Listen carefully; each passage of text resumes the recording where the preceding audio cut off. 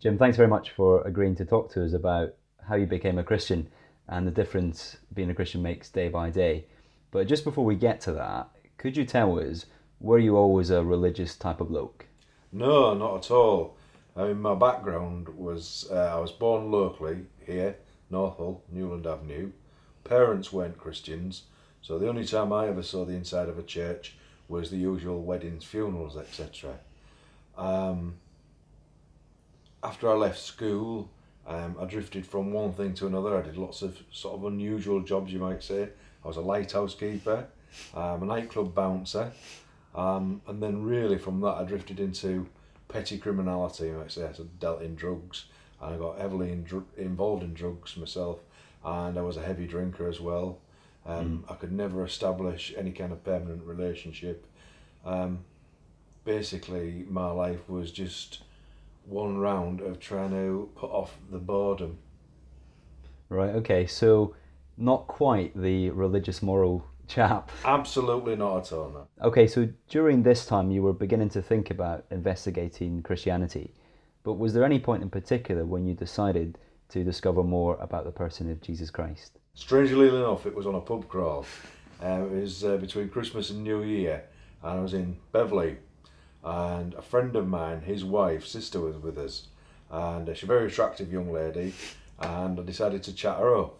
But I was quite surprised when she started telling me about her life. She very similar life to myself, heavily involved, drinking drugs, and then one day, some Christians had got talking to her and told her that God loved her and that God had a plan for her and that she needed to change her life and put her faith in Jesus. And she told me exactly the same thing, which was a bit disconcerting if you're trying to chat somebody up. Especially on a pub crawl. Absolutely, yeah. Put the mockers on things a bit, actually. Okay. And really, I dismissed what she said.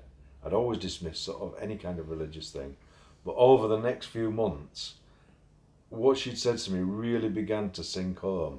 I really began to think about it. Um, I stopped taking drugs, stopped drinking, and I think I more or less stopped eating as well because I lost about 5 stone in 2 months. Okay.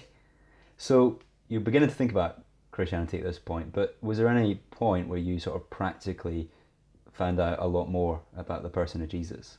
Yeah, absolutely. This young lady who I'd met, she didn't live in Hull, she lived in Leeds, and she found out I was going to visit some friends over in the West Riding for a weekend. So she phoned me up and she says, "Do you fancy coming into one of our services Sunday morning? I'll give you a lift." So I was still game for it. So yeah, I'll go. And having never experienced anything to do with Christianity, I was expecting maybe half a dozen eccentric old ladies, um, and that was it. But when she took me there, they weren't meeting in a church building; they were meeting in a school, and there'd be about maybe 300, 400 people, just normal looking people.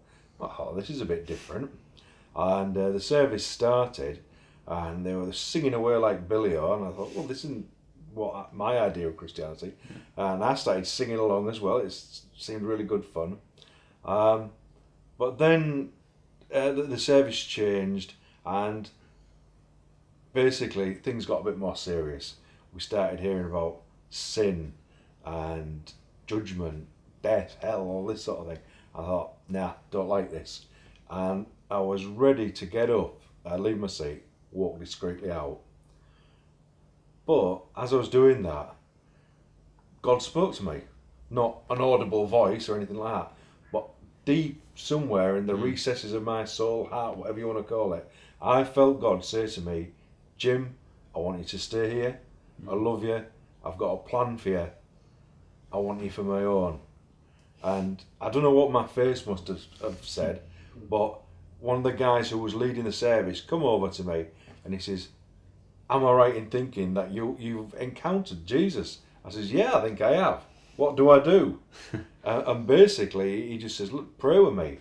And I prayed with him, and I confessed that I was a sinner, that I'd done wrong, that I wanted to change, and that I knew I couldn't change on my own, and just to put my faith in Jesus to help me do that. And that was it. Brilliant. Wow, that's quite a radical change in those couple of months. It certainly was absolutely radical, yeah. And in terms of friends and family, what did they begin to say to you as you made this change? Family and friends were very dismissive.